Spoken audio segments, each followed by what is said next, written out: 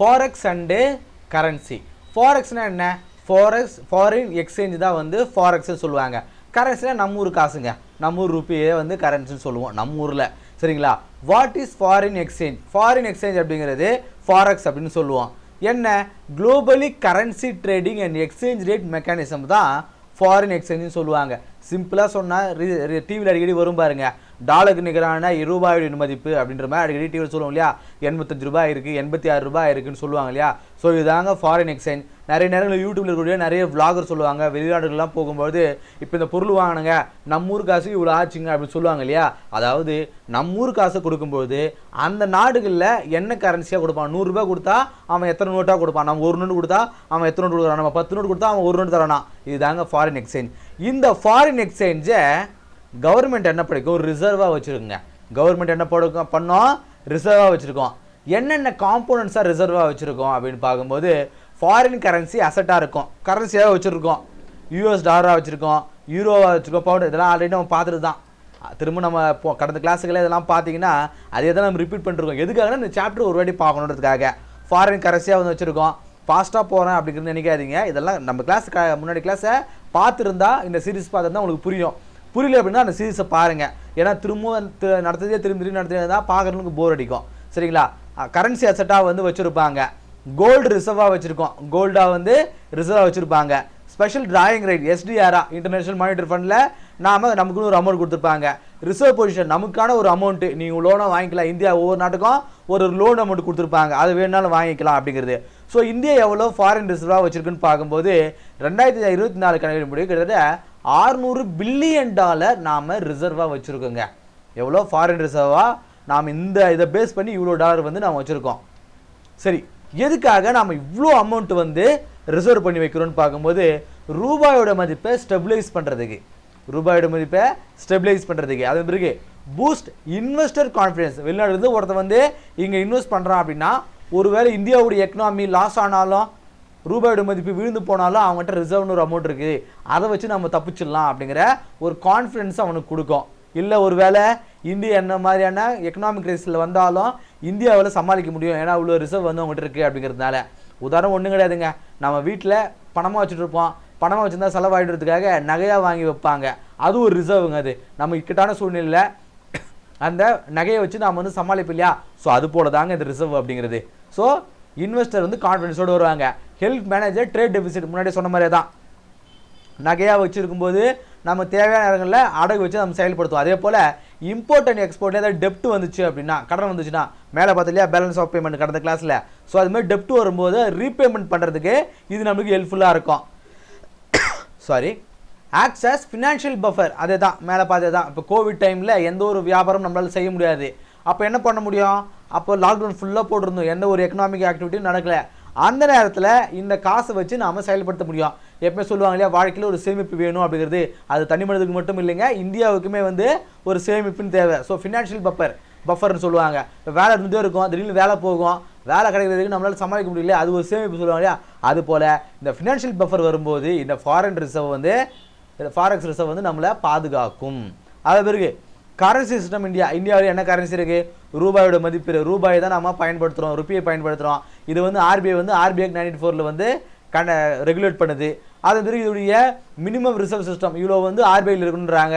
200 கோடி, அதில் 115 கோடி தங்கமாகவும் 80 கோடி வந்து 85 கோடி வந்து ஃபாரின் செக்யூரிட்டினா ஃபாரின் கரன்சி அதுவாக இருக்கணுன்றாங்க. அது பிறகு எக்ஸ்சேஞ்ச் ரேட் மெக்கானிசம். ஒரு ரூபாயோட மதிப்பு அப்ரிஷியேட் ஆகுது, டிப்ரிஷியேட் ஆகுது. அது காரணம் என்ன?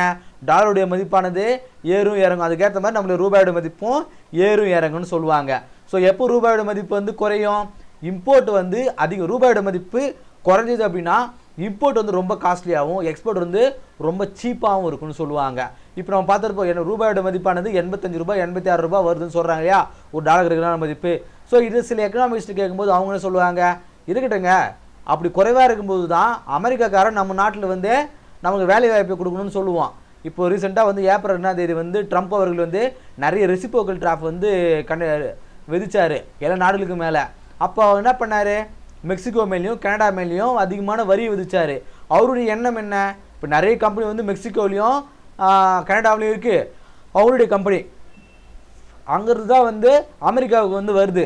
இப்போது நம்ம அதிகப்படியான டாரிஃப் விதிக்கும் போது அந்த கம்பெனி டாரிஃபோட சூட்சம் என்ன அப்படின்னா, வெளிநாடுலேருந்து ஒரு பொருளானது நம்ம நாட்டுக்கு வரும்போது தான் அது டாரிஃப் விதிப்போம். ஆனால் அந்த கம்பெனியை நம்ம நாட்டில் வந்து ப்ரொடக்ஷன் பண்ணும்போது டாரிஃப்லாம் கிடையாது.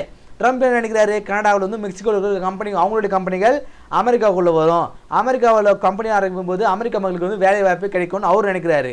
ஆனால் நிலவரம் என்ன அப்படின்னு பார்க்கும்போது, ஒரு மெக்சிகோவில் இருக்கக்கூடிய கனடாவில் இருக்கக்கூடிய அவங்களுக்கு வந்து உதாரணத்துக்கு ஒரு 500 ரூபா கொடுத்தா போதுமானது. ஆனால் அமெரிக்காக்காரனுக்கு ஒரு நாளைக்கு 4000 ரூபாய் கொடுக்கணும். இந்திக்கார மாதிரி தான். இப்போ வெளிநாட்டிலேருந்து வரவங்களுக்கு நம்ம குறைவாக கொடுக்குறதுனால நம்ம நாட்டுக்கு வேலை இல்லை, அது போல தான் இதுவும்.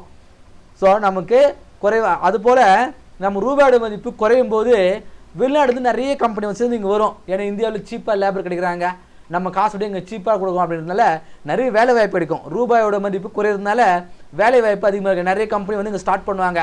இப்படி ஒரு சாதகமாகவும் இருக்குது. கம்பெனி ஸ்டார்ட் பண்ணுறாங்களோ இல்லையோ, இந்த சர்வீசஸ் செக்டரில் அதிகமான பெனிஃபிட் இருக்குது. நம்ம பார்த்துருப்போம் நம்மளுடைய எக்கனாமிக் சர்வேல கூட மேனுஃபேக்சரிங் செக்டர், அக்ரிகல்ச்சர் செக்டரில் கூட அந்தளவுக்கு நம்ம பெனிஃபிட் வரல. சர்வீஸ் செக்டரில் நமக்கு அதிகப்படியான பெனிஃபிட் வந்தது. ஸோ இதுவும் ஒரு ரீசன்ஸாக வந்து சொல்கிறாங்க. அது பிறகு factors affecting exchange rate in India. இந்த எக்ஸ்சேஞ்ச் ரேட்டை இந்தியாவில் அஃபெக்ட் பண்ணக்கூடிய காரணிகள் என்னென்ன? இன்ஃப்ளேஷன் ரேட்டுங்க, இன்ஃப்ளேஷன் அதிகமாக வரும்போது ரூபாயோட மதிப்பு குறையும். இன்ட்ரெஸ்ட் ரேட்டுங்க, இதெல்லாம் கடந்த கிளாஸில் பார்த்து தான் திரும்ப அதே பார்த்து வரும். இன்ட்ரெஸ்ட் அதிகமாக கொடுத்தா நிறைய இன்வெஸ்ட்மெண்ட் வரும். கரண்ட் அக்கௌண்ட் டெபிசிட் இருக்கும்போது அந்த ஐஎன்ஆரோட மதிப்பானது குறையும். அதிகப்படியான கடன் வாங்கினா குறையும். Foreign capital inflows FDI and FII இந்த டைரக்ட் இன்வெஸ்ட்மெண்ட்டும் போர்ட்ஃபோலியோ இன்வெஸ்ட்மெண்ட்டும் என்ன பண்ணும், ரூபாயோட மதிப்பை அதிகப்படுத்தும். குளோபல் ஆயில் பிரைஸ் நம்மளுடைய அதிகப்படியான நம்மளுடைய ரூபாயோட மதிப்பு வீழ்ச்சியதுக்கு காரணமே இந்த க்ரூட் ஆயில் இம்போர்ட் தான். அதற்கு யூஎஸ் ஃபெடரல் ரிசர்வ் பாலிசி ரூபாயோட இந்த டாலருடைய மதிப்பானது அதிகமாகும் போது ஆட்டோமேட்டிக்காக என்ன பண்ணுவோம், ரூபாயோட மதிப்பும் வந்து குறையும். நிறைய பேர் என்ன பண்ணுவாங்க, அந்த யூஎஸ்க்கு வந்து இங்கிருந்து என்ன பண்ணுவாங்க, யூஎஸ்க்கு வந்து போக ஆரம்பிப்பாங்க. ஏன்னா இந்தியாவோட ரூபாயோட மதிப்பின் மேலே அவங்களுக்கு நம்பிக்கை இல்லாமல் இருக்கும். ஸோ இதெல்லாம் வந்து ரூபாயோட மதிப்பை அஃபெக்ட் பண்ணக்கூடிய காரணிகள். ஸோ பேலன்ஸ் ஆஃப் பேமெண்ட்னா என்ன, ஃபாரெக்ஸ் மேனேஜ்மெண்ட்னா என்ன, கரண்ட் அக்கௌண்ட்னா என்ன, கேபிட்டல் அக்கௌண்ட்னா என்னன்றத நம்ம கடந்த கிளாஸ்லேயே பார்த்துட்டோம். பிஓபி சர்ப்ளஸ்னா என்னென்னு பார்த்துட்டோம், பிஓபி டெபிசிட்னா என்னென்னு பார்த்துட்டோம். அது பிறகு RBI's role in forex management நம்மளோட பார்த்தோம் இல்லையா. ரூபாயோட மதிப்பு எப்போல்லாம் வந்து வீழ்ச்சி அடையுதோ அப்போல்லாம் வந்து ஆர்பிஐ வந்து இன்டர்வெயின் பண்ணி அதோடைய ரூபாயோட மதிப்பை ஸ்டெபிலைஸ் பண்ணோம். ஸோ என்னென்ன மாதிரியான ஸ்டெபிலைஸ் பண்ணோம், ரூபாய் என்ன பண்ணும், டாலரை பை பண்ணும், ஸ்டெபிலைஸ் செல் பண்ணும். இப்படிலாம் வந்து செஞ்சு ரூபாயோட மதிப்பு வந்து ஸ்டெபிலைஸ் பண்ணோம். Forex market intervention, monetary policy, RBI வந்து சில மானிட்டரி பாலிசி எடுக்கும். என்னென்ன, ரெப்போ ரேட்டு இன்க்ரீஸ் பண்ணுறது, ரெப்போ ரேட்டு சாரி நான் உங்களை தொந்தரவு பண்ணிட்டேன். ஸோ ரெப்போ ரேட்டை இன்க்ரீஸ் பண்ணும், ரெப்போ ரேட்டை குறைக்கும், ரிவர்ஸ் ரெப்போ ரேட்டை கொடுக்கும். இப்படி நிறைய இந்த மானிட்டரி பாலிசின் மூலமாக ஆர்பிஐ வந்து சில நடவடிக்கைகள் எடுக்கும். அதன் பிறகு இம்போர்ட் அண்ட் எக்ஸ்போர்ட் பாலிசி என்ன பண்ணுவோம், நிறைய எக்ஸ்போர்ட் வந்து கவர்மெண்ட் வந்து என்கரேஜ் பண்ணணும். இம்போர்ட் நிறைய பண்ணாதீங்க, எக்ஸ்போர்ட் நிறைய பண்ணுங்க. அப்போ தான் ரூபாயோட மதிப்பு வந்து டிமாண்ட் இருக்கும், அதோட வேல்யூ இன்க்ரீஸ் ஆகும். ஸோ இதெல்லாம் வந்து ஆர்பிஐயோட ரோலுங்க. அது பிறகு கவர்மெண்ட் என்னெல்லாம் வந்து ஸ்டெப்ஸ் எடுக்குது, ப்ரொமோட்டிங் எக்ஸ்போர்ட் க்ரோத், முன்னாடி சொன்னதே தான், அதிகமாக வந்து எக்ஸ்போர்ட் பண்ணுங்க. எஃப்டிஐ அண்ட் எஃப்ஐஐ பாலிசி நிறைய வந்து டைரக்ட் இன்வெஸ்ட்மெண்ட்டை என்கரேஜ் பண்ணுறதுக்காக நிறைய சலுகைகள் கொடுப்பாங்க. மேனேஜிங் இம்போர்ட் டிபெண்டன்ஸ், இம்போர்ட்டை டிபெண்ட் பண்ணாதீங்க, தேவையில்லாத லக்ஸரி பொருட்களை இம்போர்ட் பண்ணாதீங்க. நம்ம பார்த்துருப்போம் இந்த கோல்டு வந்து நம்ம அதிகமாக வந்து இம்போர்ட் பண்ணுறோம். ஏன்னா இந்தியாவில் நம்ம கோல்டே எடுக்கல, ஆனால் நம்ம கோல்டு வந்து இம்போர்ட் பண்ணுறோம். ஸோ கோல்டு இம்போர்ட் பண்ணாதீங்க, கவர்மெண்ட் செக்யூரிட்டிஸாக நாங்கள் தரோம். நான் பார்த்துருப்பேன் டிஜி கோல்டு மாதிரியான விஷயங்கள்லாம் வந்து கவர்மெண்ட்டே கொடுக்கும். நாங்கள் உங்களுக்கு அசட்டாக கொடுக்குறோம், பெனிஃபிட் கோல்டோட பெனிஃபிட் மாதிரியே நாங்கள் பேப்பராக கொடுக்குறோம், பேப்பர் கோல்டுன்னு சொல்லியிருப்பாங்க இல்லையா. Very sorry. ஸோ இது வேறு ஒரு விஷயம். அது பிறகு பைலேட்ரல் ட்ரேட் அக்ரிமெண்ட், ரெண்டு நாடுகளுக்குள்ளேயே அக்ரிமெண்ட் வந்து போடுவாங்க. எதுக்காக, டாலர் வந்து நம்ம நம்பி இருக்க வேணாம், டாலர் நம்பி இருக்கும்போது தான் நம்ம ரூபாயோட மதிப்பு வீழ்ச்சி ஆகுது. ஸோ அது மாதிரி ஒரு விஷயம் பார்த்துருப்போம். இந்த என்ன நாடுகள், இந்த சில நாடுகள் 4-5 நாடுகள் சேர்ந்து அந்த சார்க் நாடுகள், அதன் பிறகு வந்து பிரிக்ஸ் நாடுகள்லாம் சேர்ந்து ஒரு கூட்டமைப்பு வச்சாங்க.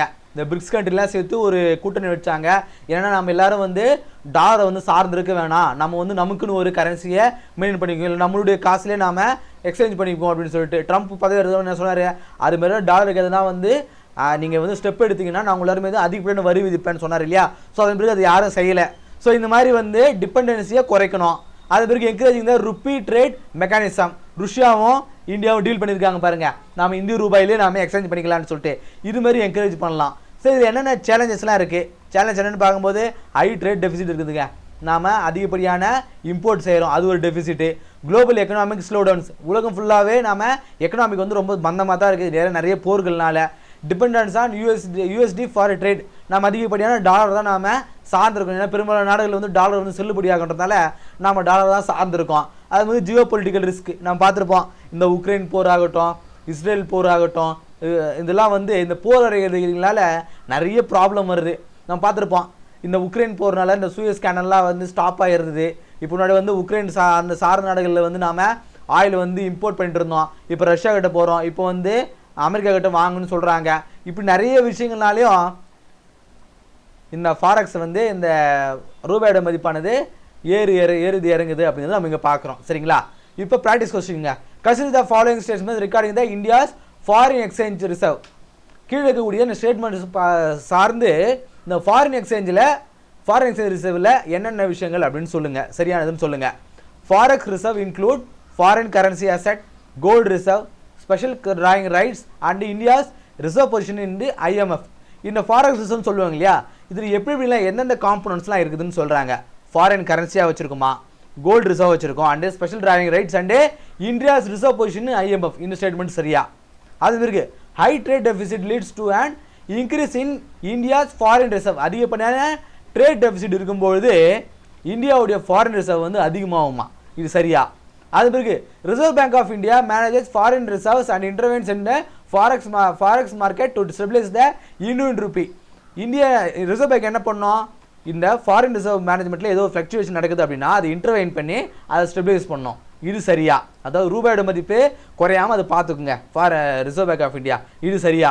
அது பிறகு India's follow a fixed exchange rate system where the value of Indian rupee is pegged to US dollar. இது சரியா? இந்தியா வந்து ஃபிக்ஸ்டு எக்ஸ்சேஞ்ச் ரேட் தான் வந்து ஃபாலோ பண்ணுதா அப்படின்னு கேட்குறாங்க. இந்த 4 ஸ்டேட்மெண்ட்டில் எதுங்க சரியானது சொல்லுங்கள். ஏவா, பியா, சியா, டியா? இது சரியான ஆன்சரை கீழே கமெண்ட்டில் சொல்லுங்கள். இன்கேஸ் உங்களுக்கான இந்த சரியான ஆன்சர் உங்களுக்கு தெரிஞ்சுக்கணும் அப்படின்னா நம்மளுடைய டெலிகிராம் சேனலில் இதுக்கான சரியான ஆன்சர் இருக்குங்க. ஸோ இதோட பிடிஎஃப்பும் வந்து இந்த கிளாஸோட பிடிஎஃப்பும் டெலிகிராம் சேனல் இருக்கும், நீங்கள் அங்கே செக் அவுட் பண்ணிக்கோங்க. இதோட இந்த டெலிகிராம் சேனலுக்கான லிங்க் வந்து கீழே டிஸ்கிரிப்ஷனில் இருக்குது. இன்கேஸ் நீங்கள் இந்த கிளாஸ் முடிச்சுட்டு அந்த டெலிகிராம் சேனலில் போய்ட்டு இதோடைய பிடிஎஃப் தேடும்போது கிடைக்கல அப்படின்னா கோவப்படாதீங்க, மறுநாளோ இல்லை உடனே கூட வந்து அப்லோட் ஆகிட்டு இருக்கோம். சரிங்களா? ஸோ அதனை எடுத்து கோவப்படாமல் பொறுமையாக இருந்தீங்கன்னா அதோடைய பிடிஎஃப் வந்து உங்களுக்கு கிடைக்கும். சரிங்களா? இந்த கிளாஸ் உங்களுக்கு யூஸ்ஃபுல்லாக இருந்திருக்கும் அப்படின்னு நம்புகிறேன். அடுத்த கிளாஸ் சந்திப்போம். நன்றி.